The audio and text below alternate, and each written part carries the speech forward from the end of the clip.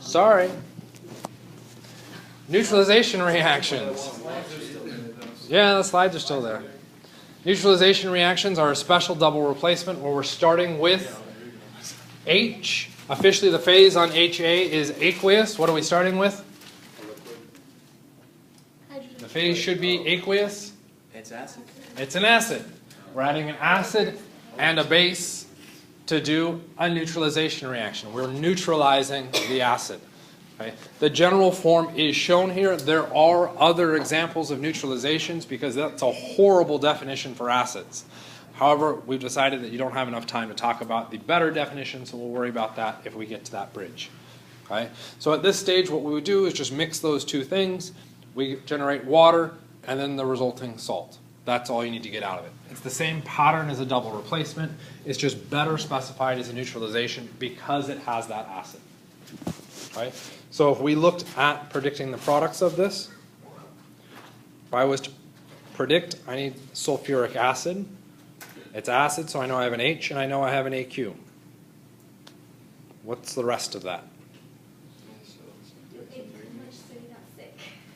I ate too much, so I got sick. We're looking at sulfate. That's where that rhyme came from. How do we know it's sulfate and not sulfur? Because sulfur would be hydrosulfuric acid. This is an acid? Wait, never mind. This one still ends in sulfuric acid. I actually said it, so you listened to the words very carefully, picked it up. It's not dihydrogen. It's hydrogen. It's hydrosulfuric acid versus sulfuric acid. The hydro implies a binary acid. It's the elements. As soon as I drop the hydro, it's now a ternary acid. I'm looking at the complex ion. Okay? So based off that, I knew I needed hydrogen and I needed the sulfate. Did I draw the correct formula for sulfuric acid? I had hydrogen and I had sulfate, right? That's perfect. What do I have to be cognizant of? The charge. Sulfate is what charge? A -2. Hydrogen is a +1. Is that formula correct? No. What do I need? I need 2 hydrogens to balance the sulfate. Plus, what am I reacting with? I'm reacting with potassium hydroxide, the symbol for potassium. K. Sorry. OH. Okay. Should I know the phase on that?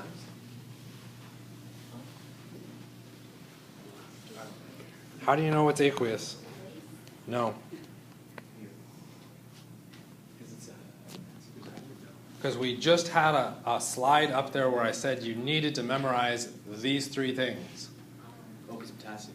Solubility rule number 1. Group 1 metals, like potassium, are always soluble. Yeah, I just told you that. I didn't really fully expect you to have that memorized already. Wish it was photographic, but my memory's kind So that's how we know it's aqueous. If we go through and do our reaction, it's a double replacement. We get H with OH. All right, that's actually color code here.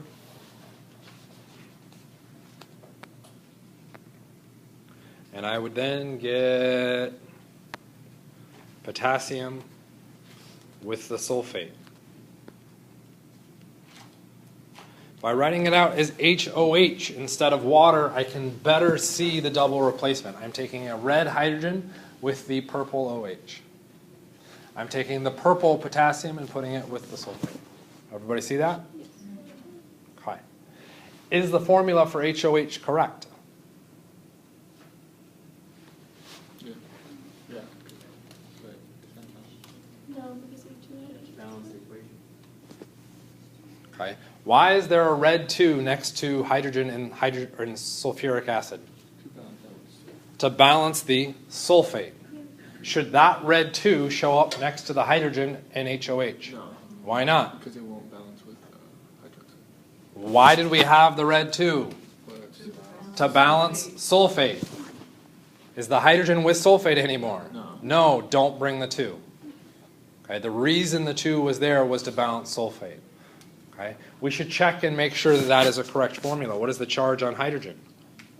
A +1. What is the charge on hydroxide? -1. Is the charge balanced? Yes, we're good. Okay. How about potassium and sulfate? Potassium's a +1, sulfate's a -2. Is that formula correct? No. What needs to happen? I need 2 potassiums to balance the sulfate. But I didn't start with 2 potassiums. Who cares? Completely irrelevant. What I care about is, did I make the correct product? The correct product is now shown with K2SO4. Now that that is correct, now I can balance the equation. Is the equation balanced? No. Now my little minor freakout can get resolved. I need 2 potassiums on the left-hand side. I can do that by putting a 2 there. What does that then mess up? My hydroxides. I have 2 hydroxides on the left and I have 1 on the right. How do I fix it? 2. That means I have 2 red H's on the right. Oh, but that's okay because I have 2 red H's on the left. Okay? Makes sense? It's a slow process of building through this. Okay? So there's our reaction. We'll come back and look at the combustion reaction in a little bit for balancing that. There's some other content I would like to get through first. Let's ignore that as a quiz because we just did those. Double replacement. I meant to delete that slide. I thought I did. Temperature. Okay. Temperature, we've got 3 values that we use for our scales. Why do we have 3 different scales?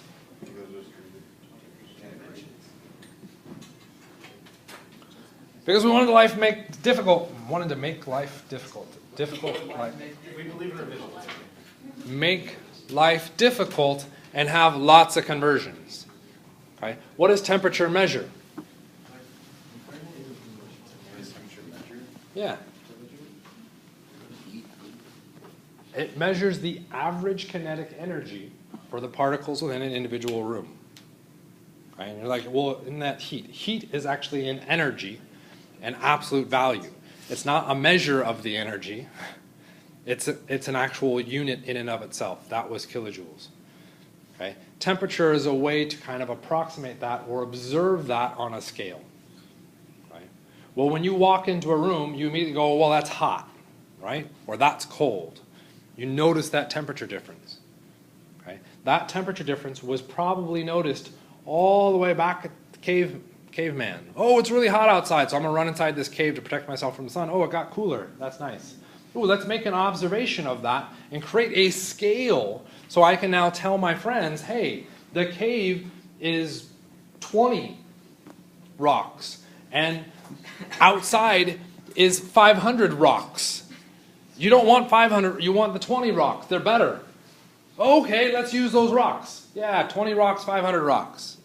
Okay? And then somebody else came along and says, well, I don't like that system. I'm going to use sticks. It's 10 sticks and 50 sticks. Right? And then what happens between those 2 groups of people? They argue and fight over it until somebody wins, and now sticks is the accepted unit. Whereas somewhere across the globe, somebody else is doing the exact same thing. And these battles are coming through until we come up with 2 large parties.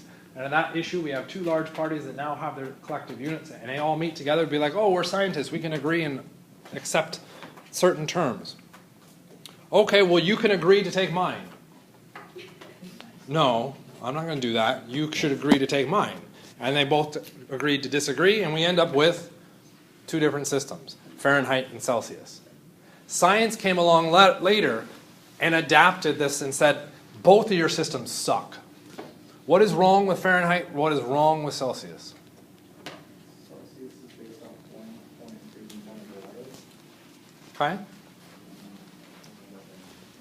Why is that relevant? What is the hottest temperature in Fahrenheit? We're just adding energy, right? Can you add energy indefinitely, as far as we're concerned? Yeah. Could we remove energy indefinitely? No. What happens? Eventually, we reach a point where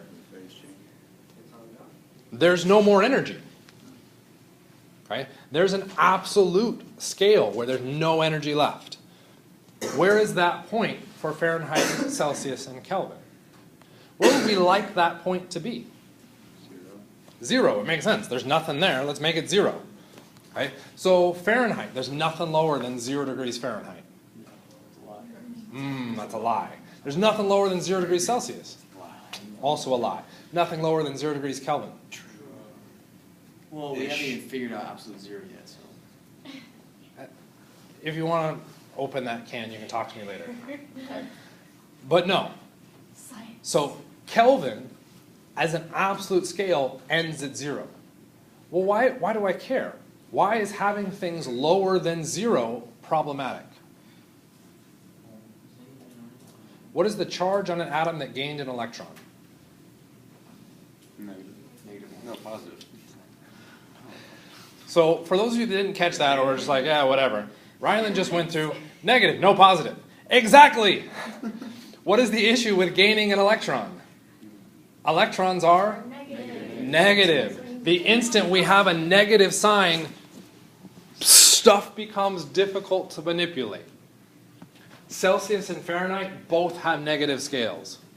Kelvin does not.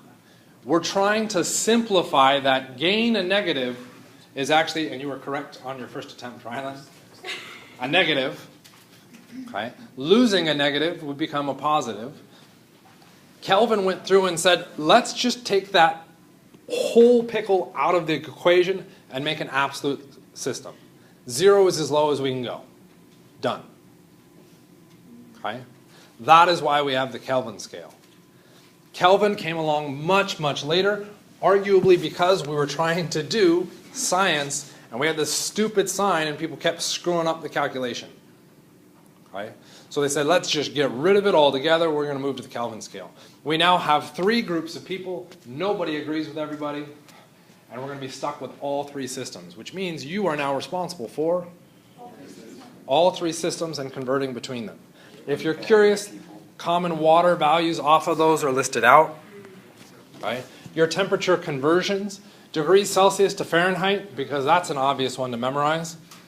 9/5 times the degrees Celsius plus 32 equals Fahrenheit.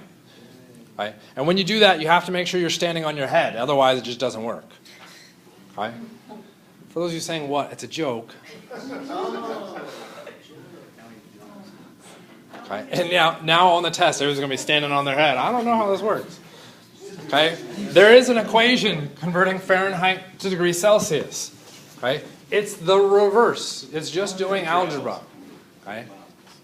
If I ask a temperature conversion between Celsius and Fahrenheit, I'm only giving you one of them. I'm not giving you the other because I expect you to do the algebra. Okay? Kelvin, we can convert from degrees Celsius into Kelvin. That's just adding 273. Right? Because everybody asks, this says 273.15. Why did I write 0.15? Okay? You know the number for pi? Do you know the number for pi? Just tell me what you know for pi. I just stayed. You told me to stop. Oh, keep going. It's an infinite number, man. Okay, what is the number for pi? 3.14159 and many other digits. Okay, I just heard 3.1415926 Again. 3 6. Whoa, whoa, whoa, whoa. Why are you all listing out more numbers after that? Because it goes on forever. Okay, we're looking at a conversion that theoretically could go on forever. Why did I write 0.15? Remember that whole brain function thing? For whatever reason, I've memorized Kelvin as the conversion of adding 273.15. Why? I don't know. Stupid brain things. All you're responsible for is 273. Okay? Interesting observation. This is degrees Celsius, degrees Fahrenheit. Just Kelvin. There's no degrees Kelvin. Okay? Kelvin is an absolute scale. Fahrenheit and Celsius go off of markings or gradations. That's where you get the degrees from. Okay? I don't want to do the math. So let's get to a more interesting concept, our heat concept. Okay? Temperature is a measure of the average energy of a system. Heat is the measure of the total energy of the system. Drop of coffee at 100 degrees Celsius. Splashes on you. That's not really pleasant, right? Yeah. But a cup of coffee at 100 degrees Celsius splashes on you. Probably going to be a little bit more upset. Okay, why? They're both 100 degrees Celsius. They have the same temperature. Why are you more upset about the cup and not the drop? Okay. Temperature is the average energy. Heat is the absolute, the total energy. So if I have more of a substance, there's now more energy there, even if the average energy is the same. Okay? So heat is all of the energy. Temperature is just the average. Okay? We can look at something known as the specific heat. See, this is what I thought we'd already talked about, but I was wrong on this. I apologize. Specific heat is a measure of a substance. Okay? What we're showing up here is for water. Okay? I have to add 4.186 joules, which is an energy measure, into water to make 1 gram of water go up by 1 degree Celsius. Okay? That is the value for water. If I change to a different species, it's going to require a different amount of heat. Okay? That's all we're really trying to say. So we get a different specific heat. Okay? What is specific heat as a unit?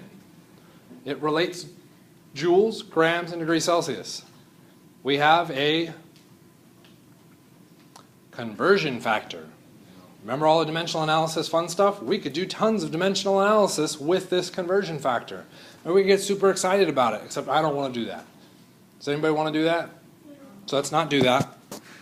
Let's look at a different kind of question that gets at the same thing. Which of the following substances is expected to have the largest specific heat? Ooh. Okay. What was specific heat? The total amount of energy. The amount of energy necessary to do what? To make 1 gram of our substance go up by 1 degree Celsius. Okay. And now I've listed out a bunch of symbols and some element names. What am I referencing within this question? Okay, so the first thing, are these answer choices usable as shown? I would make the argument no, because For one thing, you're using symbols and then you're using the... symbols versus words. Okay? So let's get them all into the same system. What system do we want to get them into? Symbols. Good, I agree. I want to go symbols too. So copper is Cu. Carbon is C. Okay? So now they're all in the same system, but now we still have to answer the question. Now, largest specific heat. So we're saying which of those requires that I put in tons of heat to make the sample go up? Would it be the one with most atomic mass? So we've got an interesting idea over here. You're looking at the periodic table. What are you looking for on the periodic table? No, I was looking sure. Okay? The order in which these elements align with. I was looking for like electronegativity too. Electronegativity is not a bad idea. That's not an easy property for us to nail down. I was going to say. Calcium, what? I was thinking that the atomic mass would have to do with it. The more mass it has, like the more energy. Mass will contribute a little bit, but there's a larger aspect at play here. Calcium is what? A metal. What does that mean happens with our metals and heat? They conduct heat, which means if I stick my hand on the top of that, the instant I put heat on the bottom, what happens? The heat passes through very quickly. I feel the temperature change almost instantly with the heat being applied, meaning a small amount of heat turns into a large temperature change, which means the specific heat for metals should be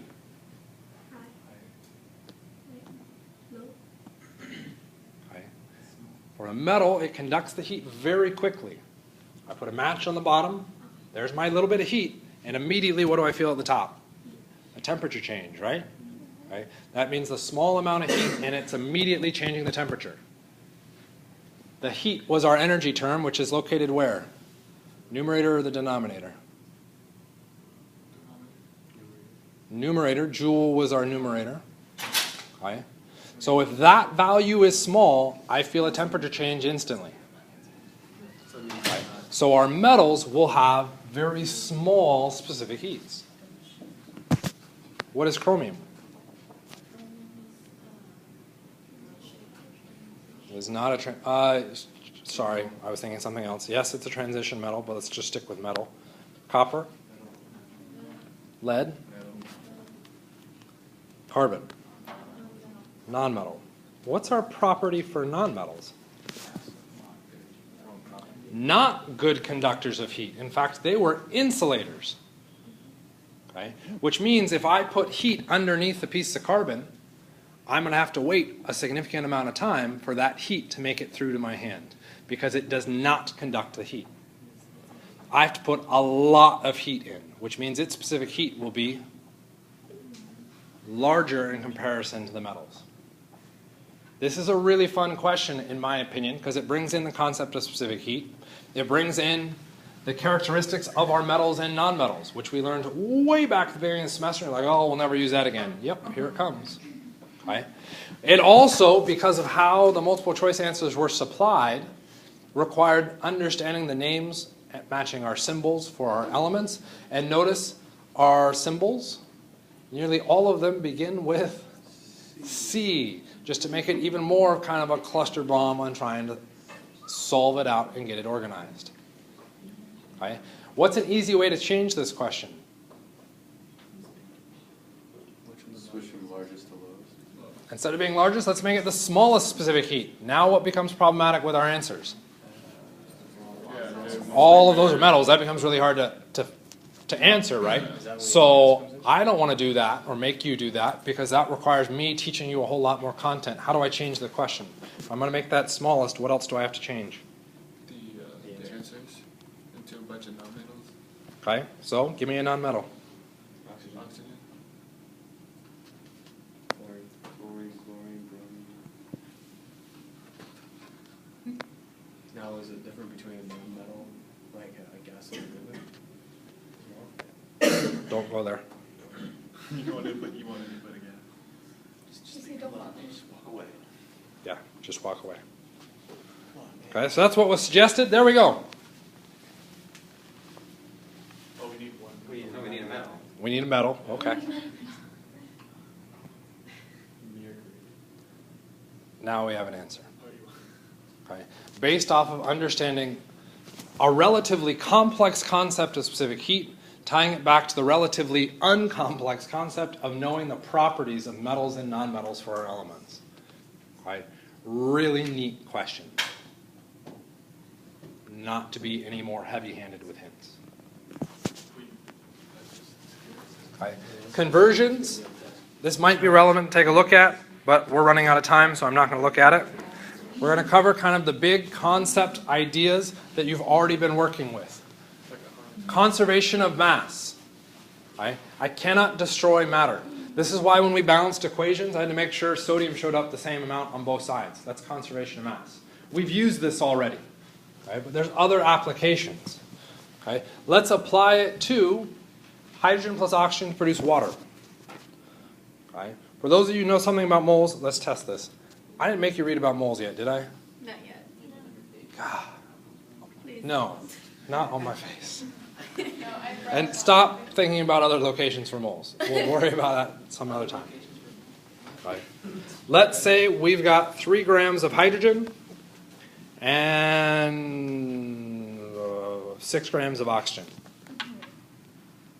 How many grams of water are produced? 9. Why do you say 9?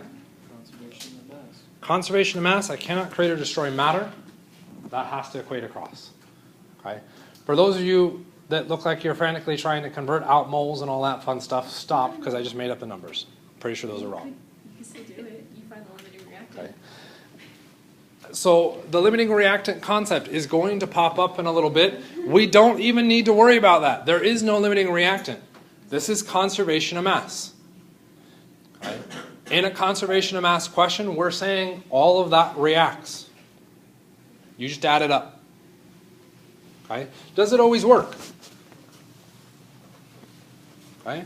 Let's try it again for the bottom one. Let's say 6 grams of wood, because wood's more wood than oxygen gas, and 2 grams of oxygen gas.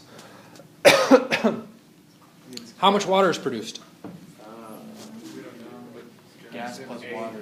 Gas plus water equals 8. The gas plus the water is 8 grams. But if I want to know just what the water is, I can't use conservation of mass. Okay? I would have to go through and use a different principle. That's dealing with balanced chemical reactions. That's dealing with mole conversions, all of which is in the next unit. Okay? So when we're looking at using conservation of mass, we're using it to predict one thing. Okay? Combination reactions work really well. Decompositions work really well. Double replacement, single replacement, neutralization, combustion don't work so well for conservation of mass because the one sets of reactions where they worked is because they either started with one thing or they ended with one thing. There's only one thing on one side of the equation. That allows me to solve for it. Okay? That's how those work well. Einstein came along and says energy is the same thing as mass.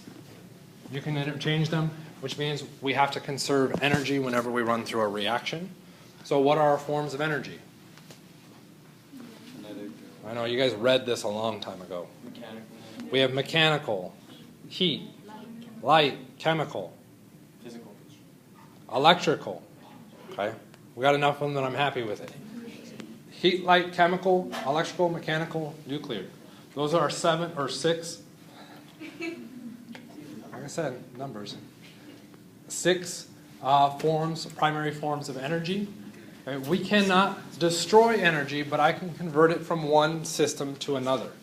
Okay? That's actually how I get light in this room. How do I get light in this room?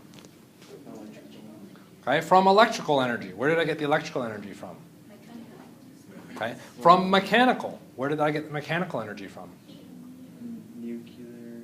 Okay? Nuclear, potentially, which is actually an interesting one because I'm not getting it from nuclear to get the mechanical energy. The mechanical energy I'm getting from heat. Okay? Where am I getting the heat energy from? Nuclear is a possibility, or chemical. Okay? So there's different sources. So just to get the light in here, we did 1 hop, 2 hops, 3, 4 hops. Each of those hops of energy conversions requires the release of heat. That heat I can't control quite as well. I don't get a perfect yield out of that. So that means every time I do a conversion between these energies, I lose energy out into the world that I don't control.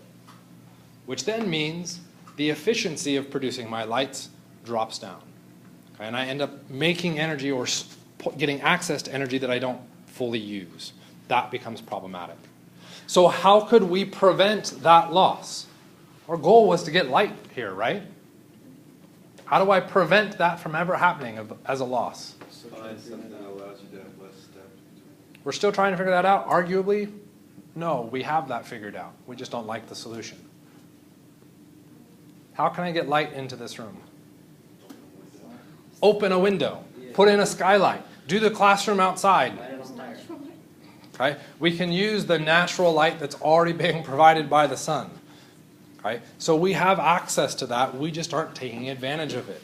We could use that light and to generate chemical energy or electrical energy almost instantly and then directly convert that back into light in here using solar power. Okay? Why do we not do that? Opens up a whole nother can of worms. Okay? As far as business and politics and all sorts of other stuff. Okay?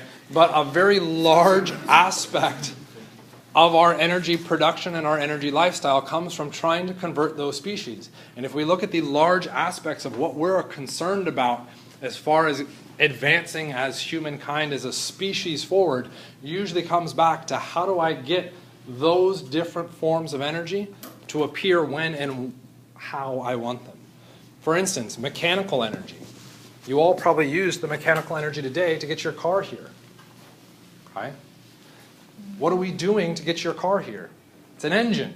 In that engine, we have pistons. What's happening within those pistons? combustion of gas. A combustion reaction of gasoline in very small amounts. Right? We're controlling that miniature explosion to drive a rotational aspect of the piston, which then drives our crankshaft, which then drives our wheels, which then drives our car forward. Each of those directionality changes is now a loss of efficiency within the system. That's why when we drive our cars, what happens to the engine? It gets hot. It's the release of that heat energy that we can't fully access. Right? Our cars are really nothing fancier than a cannon. What's happening in a cannon? I've got the piston that's the ball. I have the gunpowder that's my gasoline. I ignite the gunpowder, and now that piston that is the cannonball goes flying out. Okay? Except in the case of the cannon, I'm not trying to control it to do motion. I'm trying to control it to Release. probably not just be as nice as shoot out, probably kill someone. Right? All of our energy concerns, trying to get that form of energy, has two pathways. Ultimately, the pathway of making sure we all live better, longer lives, or making sure we all die really, really early by killing each other off. Energy is a two-pronged approach. It's how you manipulate that system. Right? The other big one, ATP and ADP. Kind of early on, how many people have taken a biology class? What is ATP? Adenosine triphosphate. Adenosine triphosphate, ADP, Adenosine diphosphate. adenosine diphosphate. What were you going to say about ATP? No, I didn't know what it was. I was gonna say. ATP is the primary source of energy for life as we know it. What is happening when we go from ATP to ADP? The previous class, they're like, you lose a T. Touche. Yeah, you are losing a T. What did that T represent? Tri versus di. You got rid of 3 atoms. By losing those 3 atoms, we exist. Wait a second, what? Yeah. By breaking that bond, we supply the energy for us to exist. Okay? That bond energy, the chemical energy stored in that bond, is what allows us to breathe. It's what allows our muscles to move. If I don't have access to that chemical energy, I don't exist. Wait, so is our body breaking down that? Our body is constantly converting ATP to ADP. What happens if we run out of ATP? We're dead. Okay? Which is why we spend most of our life cycle constantly trying to remake ATP. How can I remake ATP? Consuming food. Okay? Kinetic energy, temperature, and physical state. At a given temperature, which phase has the most kinetic energy? What is kinetic energy? Movement.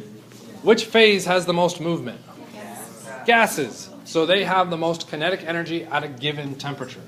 What happens to the kinetic energy if I increase the temperature? It increases. Everything starts to move faster. Do all phases have kinetic energy? I mean, technically. Yes. Technically they do. This table is moving, but at a frequency and a wavelength that is undetectable by the human eye. So we can't observe the individual particles within that moving. Okay, we observe at a much larger scale. Okay? Energy and chemical changes, we can convert from different forms of energy. Okay? I want to get to this last one. It's kind of a nice little thought experiment. Is it better to fill a gas tank in the cool morning or the warm afternoon? Cool morning. Why the cool morning? It's denser gas and get right. At a lower temperature, our particles are moving less. Because they are moving less, they're actually slightly more dense. Okay? If we do a big comparison, the liquid to the gas state, large temperature difference, if we filled up our gas or our cars with gas as in the gas phase, okay, there's now a large volume but very few particles. Okay? The particles is what have the energy to drive our engine. The more particles we have in there, the more energy we have, the further we can go. So that's why, like, Same reason why it's better to run on a why- pool. So this is why you may have heard that you should fill your gas or your car up when it's very cold out. And so during the summer, it's usually a bad idea to fill up your car in the heat of the day because the gas is now less dense. It's taking up a larger volume for each molecule, which means you get less molecules into your car. That's because what we end up measuring is the volume and not the mass when we look at our car engine. How much money does it save you? High. If we look at a lifetime of purchasing gas, let's say close to the freezing point versus gas close to the boiling point, okay? A lifetime of doing that, you are better served to just pick up spare change off the side of the road. That's how much money it saves you. So with that, we'll